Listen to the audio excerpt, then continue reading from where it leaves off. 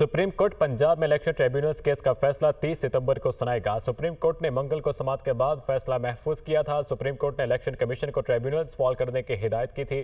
Chief justice की सरबराही में 5 रुकनी larger bench ने इलेक्शन कमीशन की अपील पर समाअत की थी। सुप्रीम कोर्ट पंजाब में इलेक्शन ट्रिब्यूनल्स केस का फैसला 30 सितंबर को सुनाएगा। सुप्रीम कोर्ट ने मंगल को समाअत के बाद महफूज फैसला किया था। सुप्रीम कोर्ट ने इलेक्शन कमीशन को ट्रिब्यूनल्स फॉल करने की हिदायत की थी। चीफ जस्टिस के सरबराही में 5 रुकनी लार्जर बेंच ने इलेक्शन कमीशन की अपील पर समाअत की। सुप्रीम कोर्ट के अंदर ये फैसला महफूज किया गया था। 30 सितंबर को फैसला सुनाया जाएगा। सुप्रीम कोर्ट ने मंगल को समाअत के बाद फैसला महफूज किया। इस समाअत का अहवाल जानेंगे अवैस अब्बासी से। जी अवैस।